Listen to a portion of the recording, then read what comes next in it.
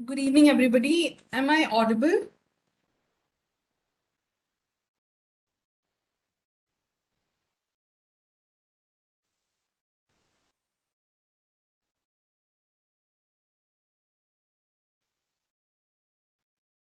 Can anybody just, at least in the chat box, let me know, am I audible or not?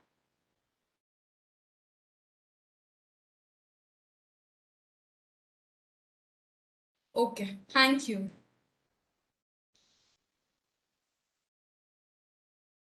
So, good evening, everybody. It's already 5:16, so we'll start the session by the time others will join. So, this is a session on the commodity derivative segment with all the commodities that we have to offer for the market. And I am Shruti Nandita. I am senior executive and currently working with NCDEX in the business department. This is a awareness session जो हम लोग arrange करते हैं keeping in mind कि हमारे जो भी market participants हैं जो इन्वेस्टर्स हैं जिनको इसके बारे में हमारे इस कमोडिटी डेरिवेटिव सेगमेंट के बारे में अवेयर करने के लिए उनको ये बताने के लिए कि हमारे पास क्या अपॉर्चुनिटीज हैं क्या प्रोडक्ट्स हैं उनके लिए ऑफर करने के लिए तो this is just an awareness session very win trying to bridge the gap between the investors and what exchange has to offer at their end. So we'll be starting off the session.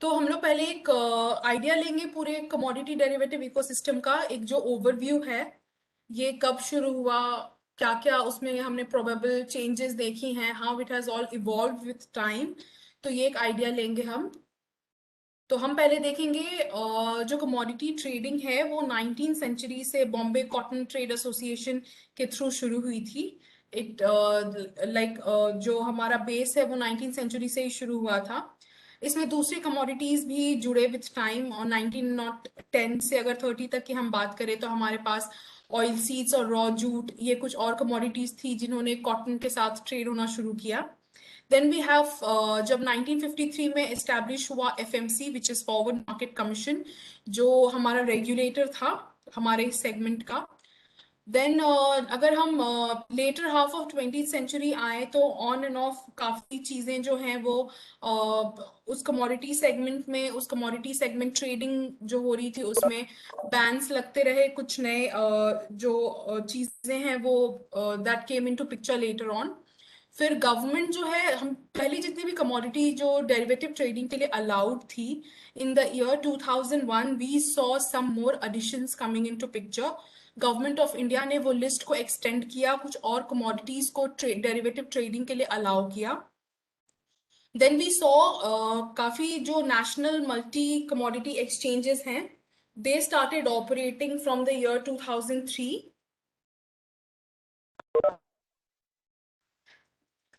इसमें क्या होता था कुछ regional exchanges भी बने थे उस time पे कुछ कुछ मर्ज हुए something some I think is there is in network connectivity issue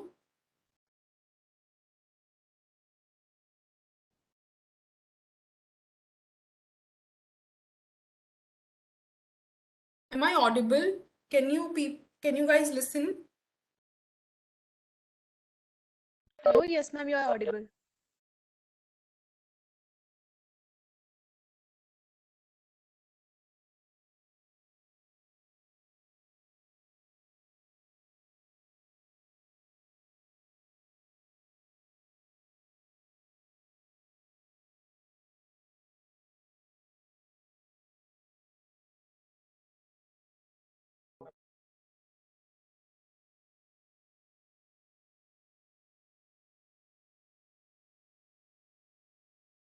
then here will see कि जो भी हमारा कमोडिटी एक्सचेंज का जो स्ट्रक्चर है हमारे कंट्री में इंडिया में how the structure is built around तो first we have ministry of finance In that, we have Security Exchange Board of India, which is SEBI, our regulator.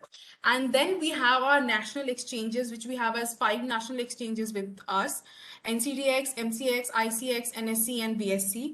यहाँ पे commodity और equity दोनों trade होता है, but when I talk about full-fledged commodity trading, there are 3 exchanges that we see going left to right, which is NCDX, MCX, and ICX. These are the 3 exchanges that has commodity as a main thing to trade. Like commodity segment is full-fledgedly being traded in these 3 exchanges. Then we see जो regulator support हमें मिलना शुरू हुआ है after SEBI taking over as a regulator. So these are the different steps that we kind of have tried and differentiated with time. तो जून 2017 में SEBI ने हमारे commodity derivative segment में options को permit किया. Previously we had only futures, then options आया. फिर category 3 AIF को भी allow किया गया to come and trade, to kind of hedge their price risk.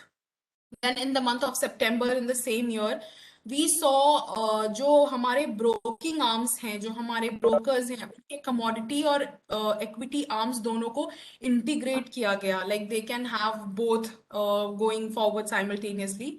Then we have bank subsidiaries जो commodity derivative product के distribution के लिए they can also be a part of our segment. Then पहले bank as a professional clearing member allowed नहीं थे. We had we have our sister concern NCCL as a clearing corporation. At the same way, they can now work as a professional clearing member, banks themselves, so they can become a professional clearing member for their broking arm. Then in the year 2018, in the month of September, we saw FPIs. They were permitted to kind of come and hedge their price risk on our platform if they have an exposure in Indian commodity market. These FPIs in our segment are also known as EFEs, which is eligible foreign entities. Then in the month of March in the year 2019, we saw mutual funds and PMS. They were also allowed to participate in our derivative segment. And then in 2019, in the month of June, SEBI even allowed commodity indices to be a part of our product offering. So here if we look around, अगर हम शुरू से लेके अभी तक देखें तो यहाँ कोशिश की गई है कि जितने institutional participants हैं उनको हमारे segment में जोड़ा जाए. Because अगर किसी भी segment में जब institutional participants उसके part बनते हैं तो they give a kind of robustness to the whole infrastructure. It builds more confidence among small retail investors because we have big institutional participants being a part of the whole segment. अब हम देखते हैं commodity और financial derivative जो हमारे offerings और जो हमारे डिफरेंट सेगमेंट्स हैं उनमें कुछ बेसिक डिफरेंसेस हैं. जैसे कमोडिटी डेरिवेटिव जो है that has the physical commodity involved. तो यहाँ पे जो भी सेटलमेंट होता है ट्रेड का in the time of expiry तो वो हमेशा एक्चुअल डिलीवरीज के थ्रू होता है. while in financial derivative वो only cash settled होता है. there is no physical delivery or physical commodity involved. Commodity derivative में क्वांटिटी और क्वालिटी डिफरेंस एग्जिस्ट होता है because of the presence of physical commodity itself. while in financial derivative we don't have any such difference because it is all a cash settled thing and an intangible thing involved. Then commodity derivative में जो holding cost होता है that includes assaying cost which is the testing cost that is done on the warehouses, and then warehousing where you kind of store your physical commodity, and the insurance cost, the insurance that you take for that commodity that you are dealing with. While अगर financial derivative की बात करें तो इसके holding cost में normally सिर्फ interest cost involved होता है and it does not have any other costs involved in them. Physical market जो हमारा होता है especially in terms of agri commodities when we talk about it's seasonal in nature because इसके जो commodities होती हैं वो throughout the season harvest नहीं होती हैं. They have their own season rabi और खरीफ. तो उसके अकॉर्डिंग यहाँ पे हमारा सीजनैलिटी पिक्चर में आता है. वाइल अगर हम बात करें फाइनेंशियल डेरिवेटिव की तो these are cash markets and these are active throughout the year. They don't have any seasonal factor involve. Commodity derivative की अगर मैं बात करूं तो इसमें जो फैक्टर्स इम्पैक्ट करते हैं वो होते हैं demand and supply of that commodity, import export regulation उस पर्टिकुलर कमोडिटी के जो इन्वॉल्व करता होगा या उससे रिलेटेड होगा, और being an agri segment we know how government is involved. It's kind of majorly the control of the segment lies in the hands of the government of our country.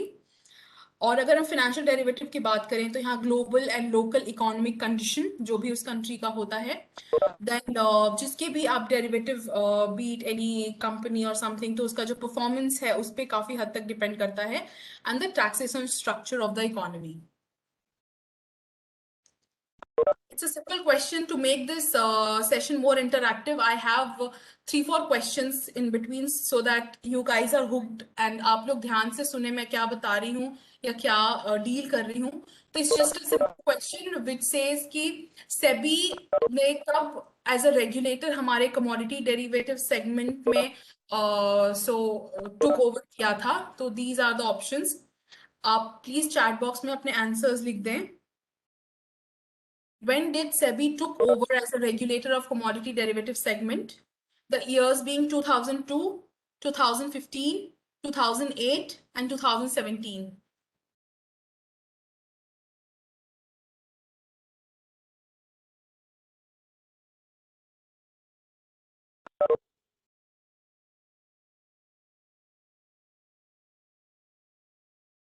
Please answer.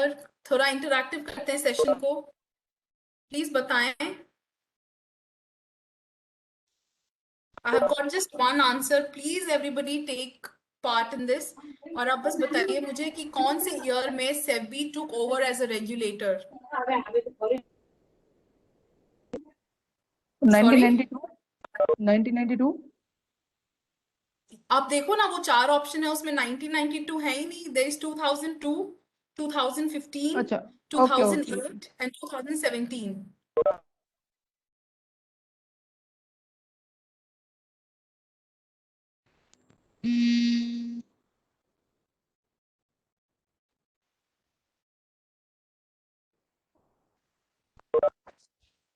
So yeah, majorly I've got the answer. So the answer is 2015. There is only 2 of them. Yeah.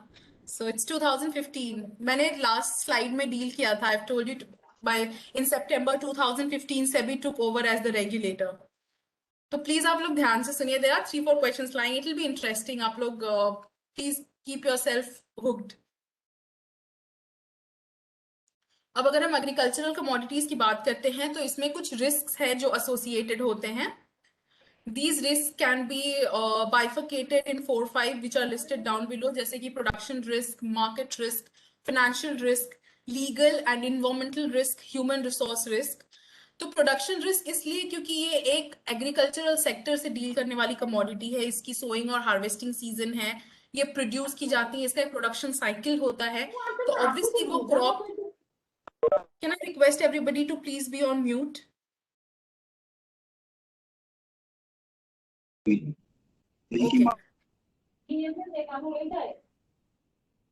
Can everybody please be on mute?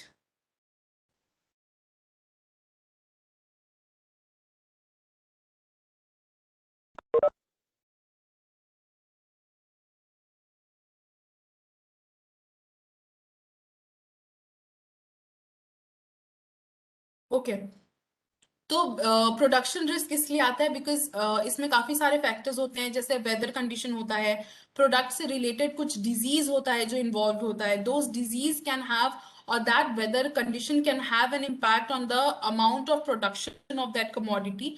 तो जो projection number होता है और जो actual number होता है उसमें काफी डिफरेंस हो सकता है अगर ये कंडीशन हमारे फेवरेबल तरीके से वर्क ना की हो तो. Then we have market risk, जो कमोडिटी के प्राइसेस और उनकी क्वांटिटी किस हिसाब से मार्केट की जाती है इन द मार्केट उस पे लाई करती है.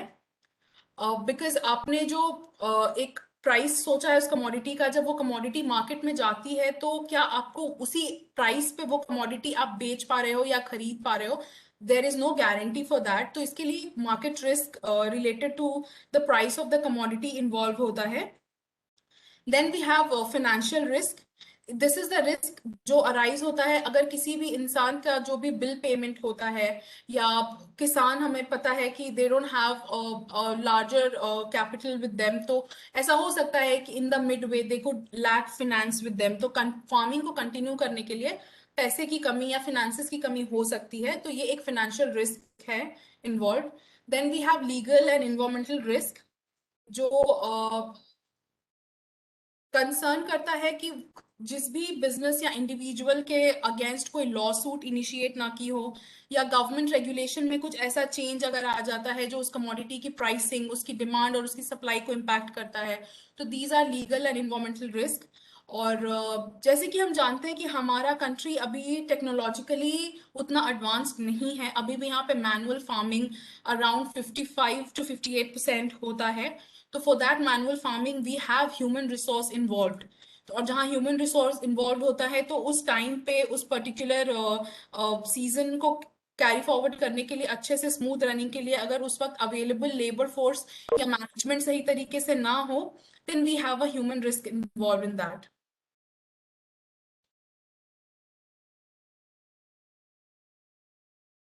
देन एक्सचेंज का रोल क्या होता है यहाँ पे, एक्सचेंज क्या करती है इस पूरे प्रोसेस में, तो अगर हम बात करें तो exchange has an gives you a platform where you can efficiently price risk manage करने के लिए एक प्लेटफॉर्म प्रोवाइड किया जाता है। देन यहाँ पे एफिशिएंट प्राइस डिस्कवरी होती है, बिकॉज यहाँ we have both the parties involve, buyer और सेलर, दोनों आके जो अपने डिमांड और सप्लाई के हिसाब से, अपनी रिक्वायरमेंट के हिसाब से एक प्राइस पे आके they come and go forward for the contract. So यहाँ पे एफिशिएंट प्राइस डिस्कवरी मीडियम होता है, ये एक ट्रांसपेरेंसी मेंटेन करती है, बिकॉज जो भी डिमांड सप्लाई या प्राइस रिलेटेड जो भी चल रहा है मार्केट में, which is clearly visible on the screen. Then we have diversification of portfolio का एक जरिया प्रोवाइड करती है, because it is all together a different asset class. Then we have an enhanced reach for physical market participants along with eliminating counterparty risk, because यहाँ पे जब कोई भी दो पार्टी किसी कॉन्ट्रैक्ट में आता है, then we know कि counterparty risk नहीं होगा एक्सचेंज पे, every buyer will get a seller and the seller will get a buyer। Trade guarantee and transactional efficiency ensure की जाती है।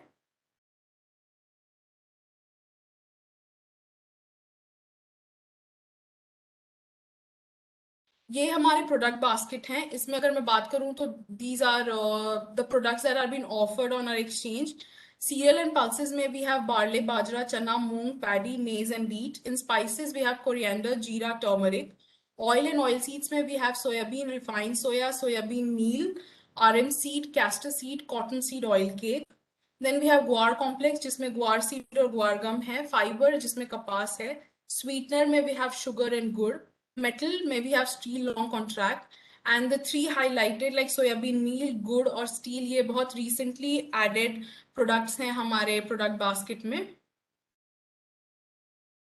फिर हम बात करते हैं हमारे exchange platform पे जो participants होते हैं, वो तीन होते हैं, which are arbitragers, hedgers and speculators। We also have our indices जिसका नाम एग्रीडेक्स है, तो एक थोड़ा इंट्रोडक्शन हम इसका भी कर लेते हैं।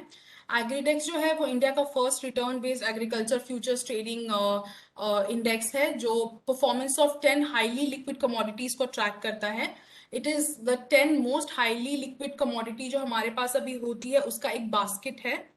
तो अगर मैं इसकी कुछ फीचर्स की बात करूं तो ये 50-50% इसमें जो भी कमोडिटीज होती है उनका जो वेटेज हम लोग असाइन करते हैं, वो नेशनल प्रोडक्शन और ट्रेडेड वैल्यू दोनों को 50% का वेटेज देके accordingly we pick from the commodities.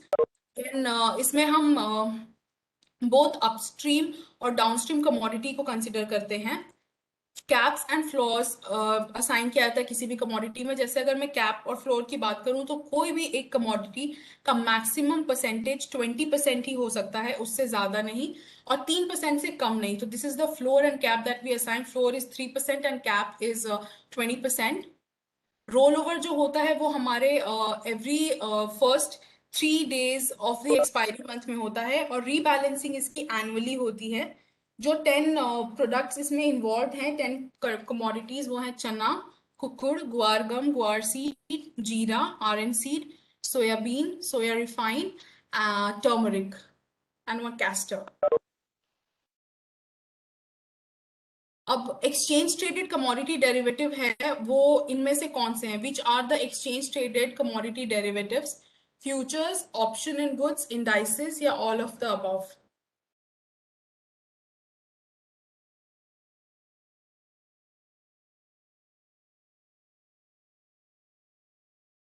Please start answering. आपको what do you think? Which are the exchange traded commodity derivatives? ये जो इंस्ट्रूमेंट है वो कौन से हैं? फ्यूचर्स है, ऑप्शन इन गुड्स है, इंडाइसेस है, या तीनों ही है?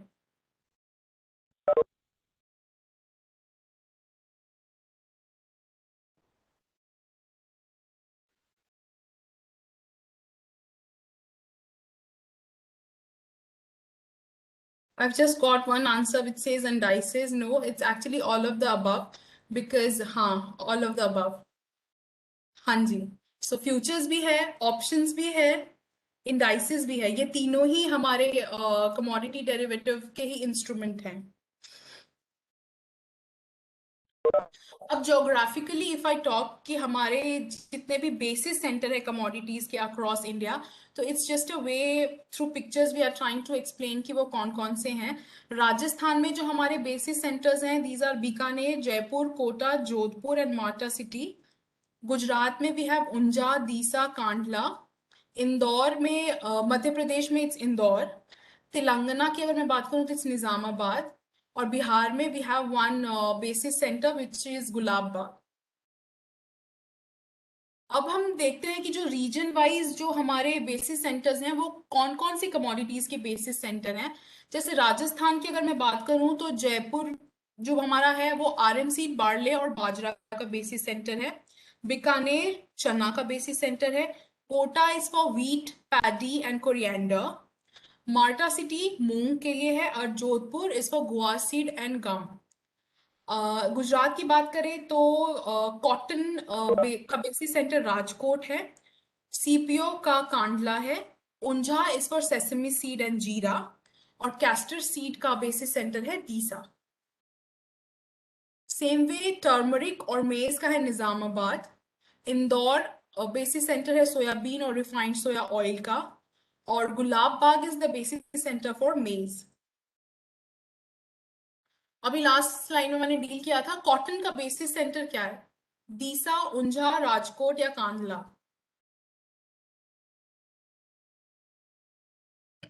Anyone? Yeah, so it's Rajkot. Yes, Rajkot is the basis center for cotton.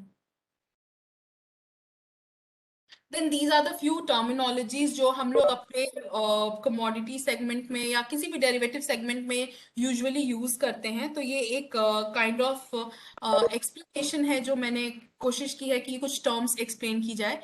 Spot price is the price of the underlying asset in the spot market. Cash market में जो भी उस particular asset या commodity की price है, that is the spot price. Future contract जिस भी price पे ट्रेड होता है उसको हम लोग फ्यूचर्स प्राइस कहते हैं। The period over which the future contract trades over the exchange, उस पूरे पीरियड को एक फ्यूचर कॉन्ट्रैक्ट जितने दिनों के लिए एक्सचेंज पे ट्रेड होता है, that is the whole contract cycle. Then expiry date का मतलब होता है the date on which future contract expires. Every future contract has an expiry date. तो वो जिस भी डेट को एक्सपायर हो रहा है that will be the expiry date. Most of the commodities की जो एक्सपायरी है हमारे एक्सचेंज पे वो 20th of the month को होती है, एक्सेप्ट एग्रीडेक्स।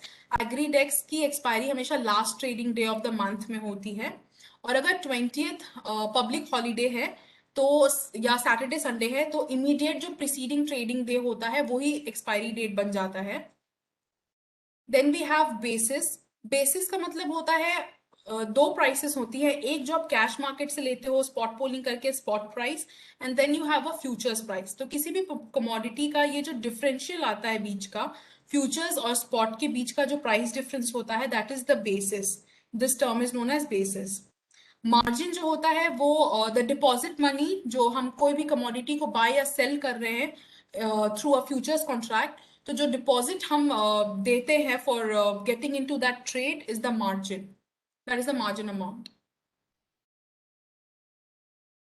फिर हम समझते हैं डेरिवेटिव्स क्या है। Derivative is a contract traded between two parties which is facilitated by the exchange platform. और डेरिवेटिव हमेशा अपनी जो वैल्यू है वो अपने अंडरलाइन असेट से लेती है। जैसे स्टॉक, करेंसी, बॉन्ड, कमोडिटी कुछ भी है, तो इनके अगर डेरिवेटिव ट्रेड होंगे तो उस पर्टिकुलर असेट का जो प्राइस होगा बिल्कुल उसी से डेरिवेटिव भी अपना प्राइस लेगा। So then we have derivative जो इंस्ट्रूमेंट होता है हमारा, अगर हम मेजरली बात करें तो फ्यूचर्स एंड ऑप्शंस है, वैसे we have other instruments as well, but majorly आज हम बात फ्यूचर्स और ऑप्शंस के बारे में करेंगे। फिर we have exchange traded commodity derivative. क्या होता है? तो जो भी कमोडिटी डेरिवेटिव है जो that allow investors to profit from certain commodities without possessing them। आपके पास अभी वो कमोडिटी फिजिकली नहीं होगा, हो सकता है तो आप through getting yourself expose to that commodity का डेरिवेटिव जो एक्सचेंज पे ट्रेड हो रहा है, तो आप उस डेरिवेटिव मार्केट में एंटर करके विदाउट पोजेसिंग दैट कमोडिटी आप उसको as an investment tool use कर सकते हो to to allow to kind of pocket some amount of profit और समथिंग लाइक दैट। इसमें जो हमारा अंडरलाइंग असेट होगा वो कुछ भी हो सकता है। अगर कमोडिटी की बात करें तो वो cotton, gold, copper, wheat, spices, any which commodities, उनके डेरिवेटिव के थ्रू आप ये ट्रेडिंग कर सकते हो। ये एक अलग सेगमेंट है, totally different segment which can add as a diversification tool to any clients portfolio. Portfolio diversification की जरूरत अगर हम बोले तो क्यों आती है? तो ये बेसिकली आपको एक प्रोसेस है ताकि आप डिफरेंट असेट क्लासेस के थ्रू और सिक्योरिटी के थ्रू आप अपने इन्वेस्टमेंट्स को डाइवर्सिफाई करते हो, सो दैट आपका जो ओवरऑल रिस्क होता है पोर्ट का वो कम से कम हो सके। अगर आपने किसी एक सिंगल सिक्योरिटी में सारे पैसे इन्वेस्ट किए, तो सपोज क्या होगा, जब तक कि उसकी परफॉर्मेंस आपके फेवर में जा रही है टिल दैट टाइम सब कुछ बहुत अच्छा चलेगा। बट अगर मैं यहाँ फोर्थ पॉइंटर की बात करूं, क्या होगा अगर market takes a sudden U, आपका जो भी इन्वेस्टमेंट होगा एक सिंगल ब्लो में वो आपसे मतलब you can lose that amount. और इसका एक बहुत ही सिंपल एग्जांपल के थ्रू बोला गया है कि जब हाइड एंड सीक खेलते, अगर सारे लोग एक ही जगह जाके हाइड करते हैं और सीकर कम्स, देन अगर वो एक स्पॉट, उस पर्टिकुलर स्पॉट को अगर वो कॉट करता है, तो सारे जो भी बच्चे खेल रहे हैं या जो भी वहां पे हाइड हुए हैं, everybody will get caught in one go and the game is over. So this is like diversification का एक बहुत ही सिंपल फ्रेज है जो यूज होता है, don't keep all your eggs in one basket. So it's like that, आप एक ही security पे अपने सारे इन्वेस्टमेंट्स ना करें, एक ही सेगमेंट में ना करें, because that has a risk involved। तो it kind of gives you a diversification का एक जरिया होता है ये, ताकि आप डिफरेंट किसी असेट क्लास में आप एक बार इन्वेस्ट करें, तो ये जो आपका सिक्योरिटी है वो बेटर प्रोवाइड करेगा।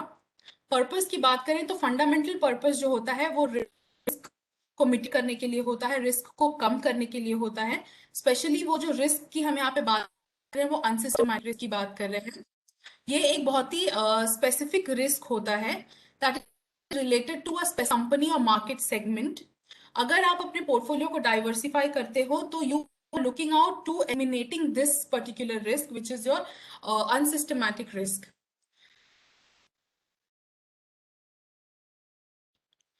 अब अगर ये क्वेश्चन है, to close a position, seller or buyer of a contract will have to buy or sell a similar contract। अगर किसी को अपना पोजीशन क्लोज करना है and if he is a seller और a buyer, then what do you think should do?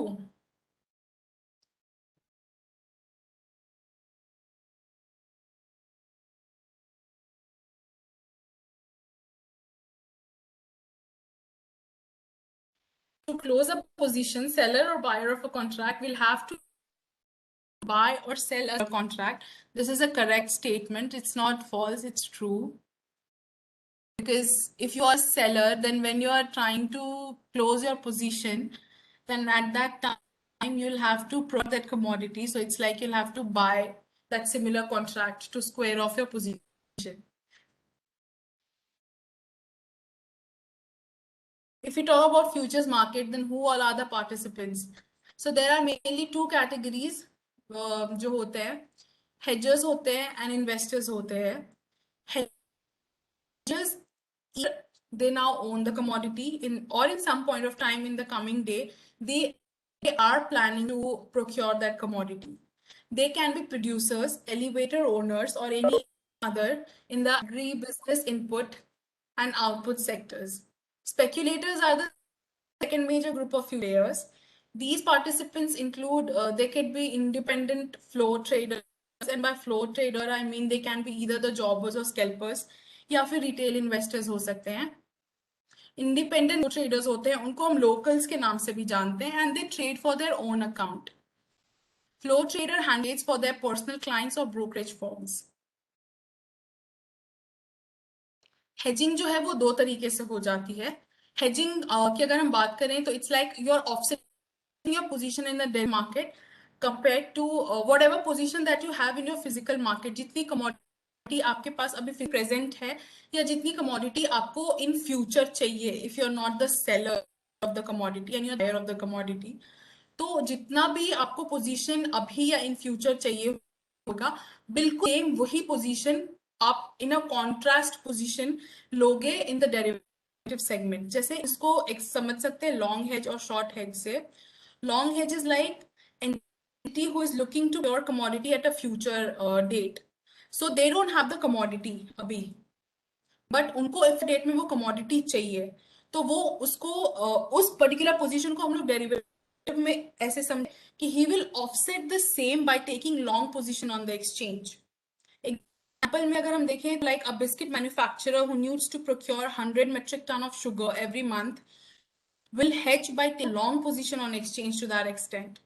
अगर आप एक बिस्किट मैन्युफैक्चर हो, आपको 100 metric ton शुगर चाहिए आफ्टर एवरी मंथ, तो आप उस पोजीशन को हेज कैसे करोगे इन डेरिवेटिव मार्केट? आप एक लॉन्ग पोजीशन अपना बनाओगे एक्सचेंज पे जाके 100 metric ton का.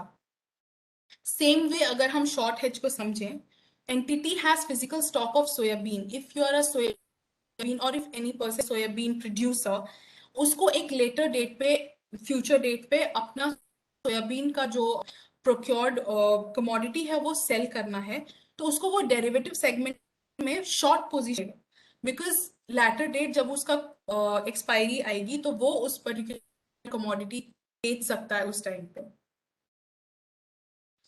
So this is just a simple example to kind of understand when and how to understand and take a decision on whether you want to hedge or not.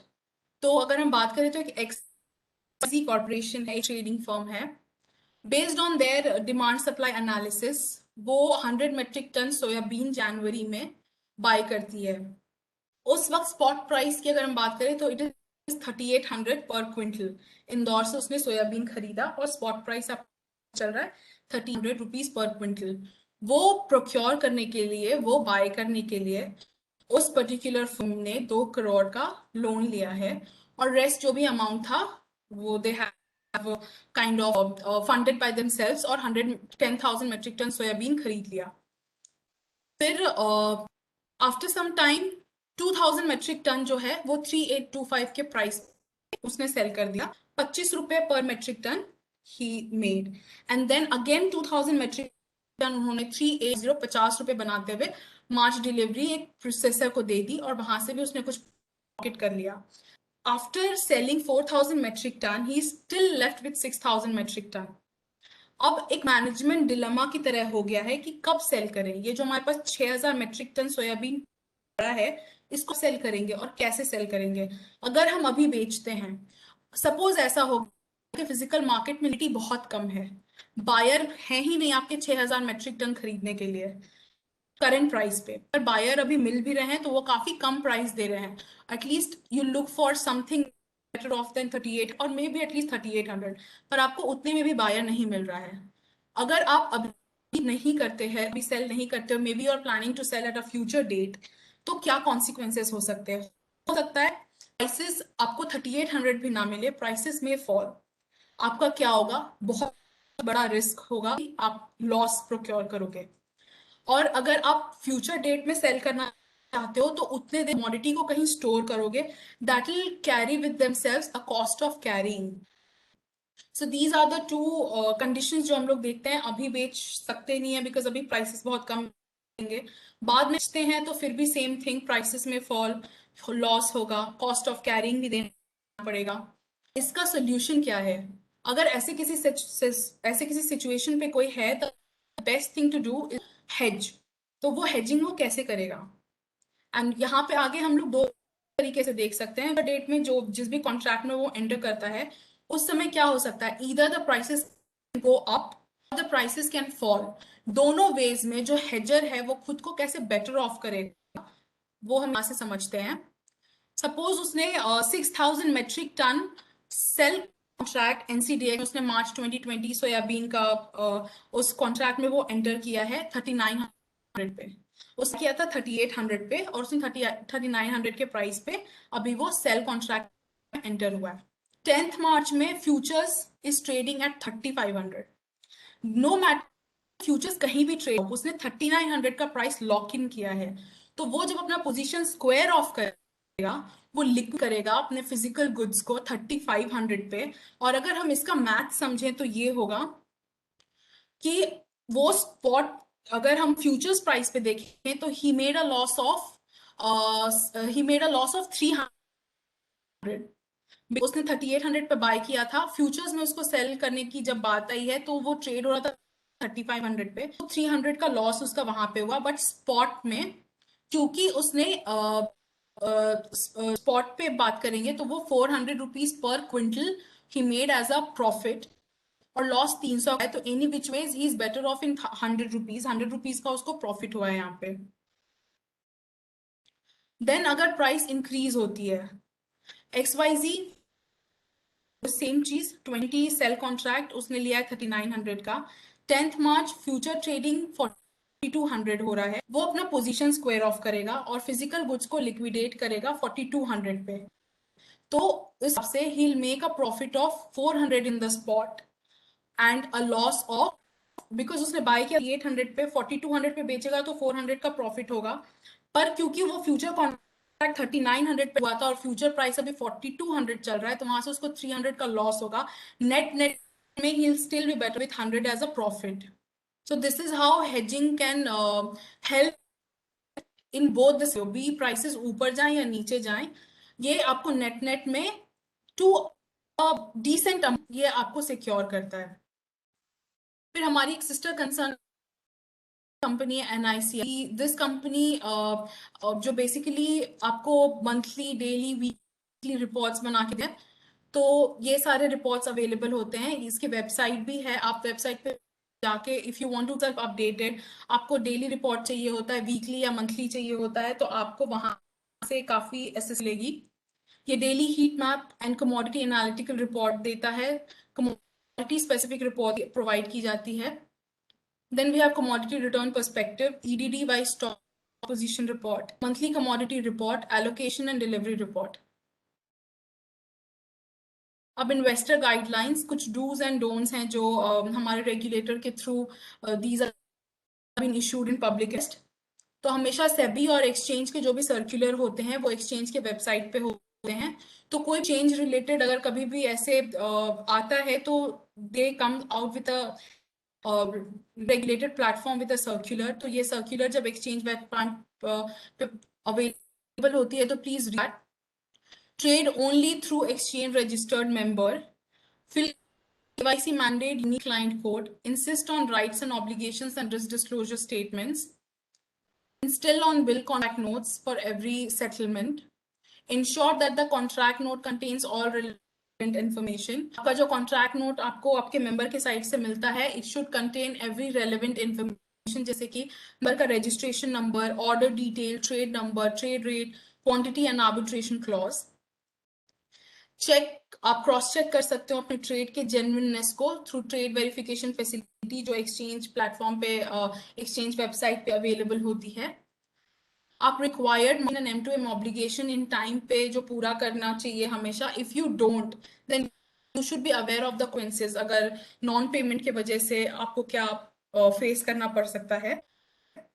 Dabba trading is a trading that happens on an unregulated platform and it has a lot of interest like involved. तो आपको उसके बारे में आप aware होना चाहिए and you should abstain yourself from getting involved into dabba trading. Do's की बात करें तो वही reconciliation of statement होना चाहिए जो आप ट्रांजैक्शन स्टेटमेंट जो मेंबर से मिलता है और होल्डिंग स्टेटमेंट जो आपको डिपॉजिटरी पार्टिसिपेंट प्रोवाइड करती है आफ्टर ट्रांजैक्शन.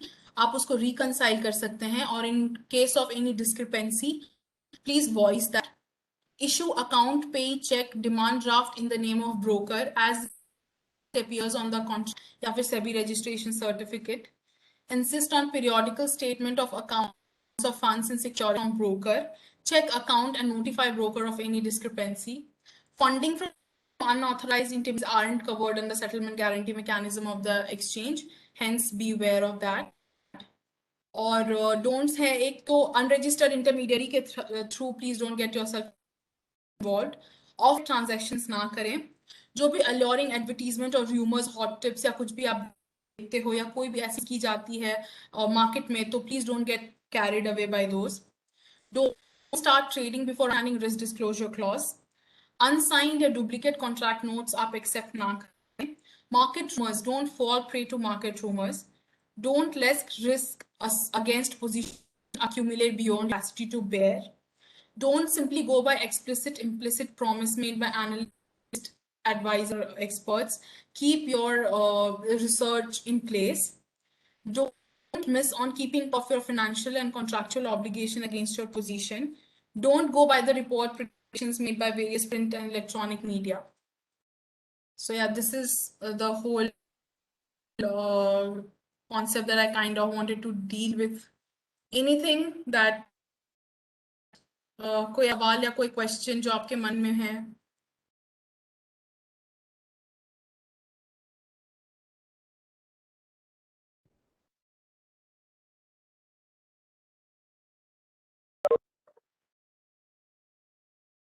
Anything आपको पूछना हो, have any questions in your mind or you want to get clarification on, please आप अपने chat box में type कर सकते हैं.